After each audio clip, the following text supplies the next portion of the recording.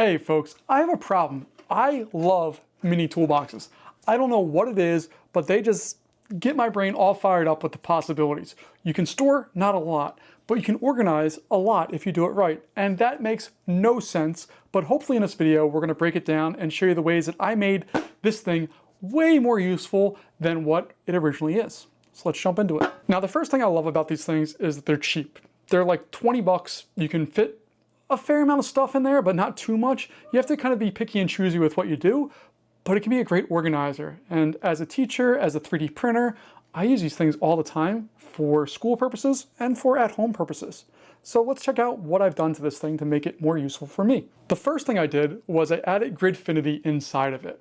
Now, Gridfinity is just a system that allows you to go through and basically have interchangeable parts with a solid base. And that doesn't make a lot of sense, but the idea here is that we have a gridded system that you can place bins or different pieces into, and it locks them in place so that you don't have to worry about them sliding around or being unorganized. They kind of lock in and they're set, ready to go.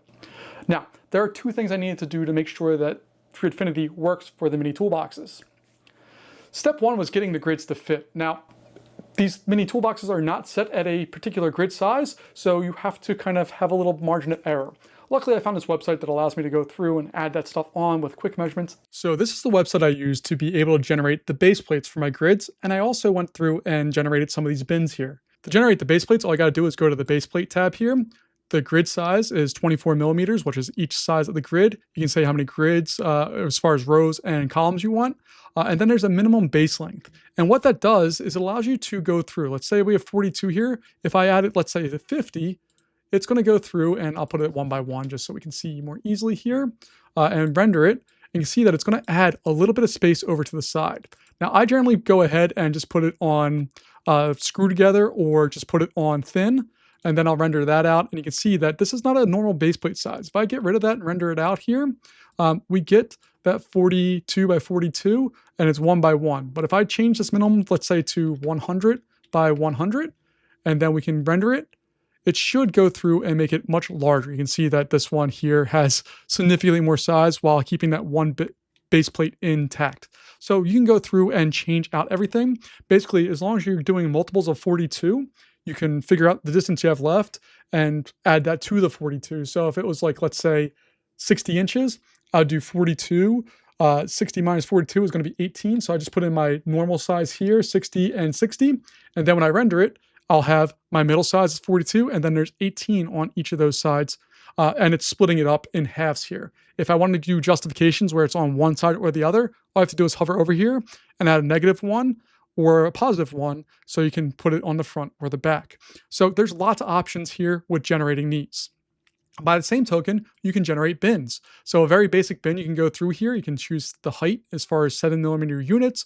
You can go through and do all that stuff. And when you're happy, you can download it up here on the top right-hand side. The second thing I needed to do was be able to print bins that work exactly for my grid system and what I want to put in it. This one in particular is set up for 3D printing, so I needed it to be ready for that. Now, for the tool generator, all you need to do is take a normal piece of paper here, and we're going to grab a picture with my phone from directly over top. I'm trying to get a cutout for these guys here, my nozzles for my printers. I want to get those so that I have a spot to put them inside of here.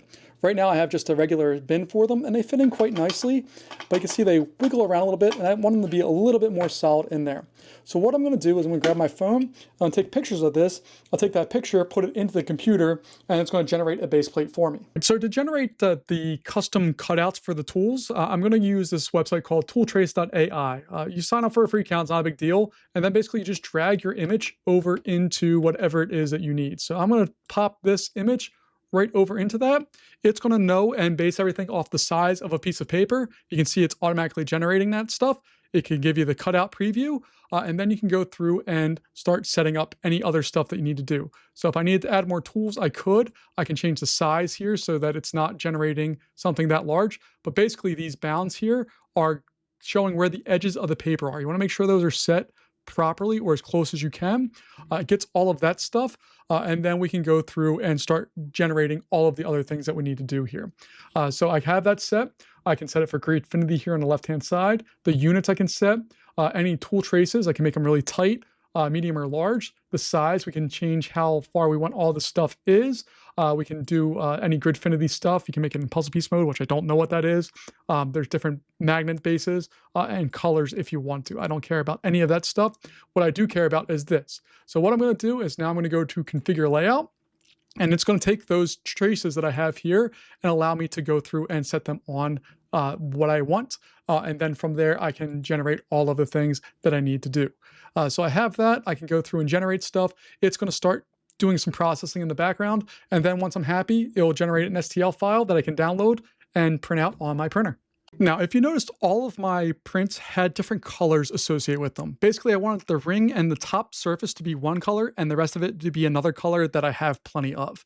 So you'll see lots of whites and grays and blacks because that's what I have in excess. But the top area here, I want it to be just a slightly different color that helps things stand out more. So in Bamboo Studio, and this also works in Orca Slicer, I'm going to slice my plate here. It's going to go through. And then here on the right-hand side, I can go through and say, hey, I want to start and change the color here right when this happens. So I can right click, I can change filament, and I can say, hey, I want this one to turn gray. In this case, that's what I have loaded in at that point. So then when I slice the plate over and see what's going on, we can see that here, and then if we move upwards, it's going to show up as a different color. So I have my top surface here as one color, the ring going around it is one color, and then I can have my base color be something completely different based on what I need in that moment. It works for any STL. It's a wonderful tool and helps keep me organized. I have lots of plans for this on my toolbox. So that's the Gridfinity part of this. Now, there's another piece that I wanted to make my own custom parts to kind of be on the sides. I've seen a couple of designs out there and I wasn't really a big fan of any of them, so I went into Onshape and designed my own. And these are the models that I made inside of Onshape. We have left and right sides for both of the different options that we have. We have our Harbor Freight ones, left and right side, and then the other one is for the Cobalt ones. We have our magnet cutouts here, and then there's a little lip down here so that the toolbox can sit down on that, and this will grab the inside to stop it from pulling away. If the magnets are not a thing that you want or need, this thing will stay in place. It's just if you pick up the toolbox, it's not going to go along for the ride. And the nice thing with these is that they clip onto the bottom, so they don't slide out. They can't pull out if you need them to.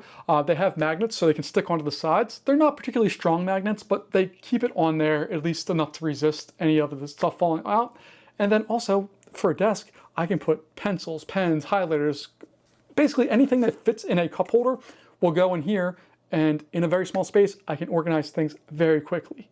So that's my solution to the mini toolbox. I'm going to put links down below for the parts that I designed personally. You can download them and use them on your mini toolbox. I have ones from US General, and then I also have ones for the Cobalt ones if you buy them at Lowe's. But I love mini toolboxes, and hopefully my designs will help make it more useful, and hopefully you can find out some more things to do with them.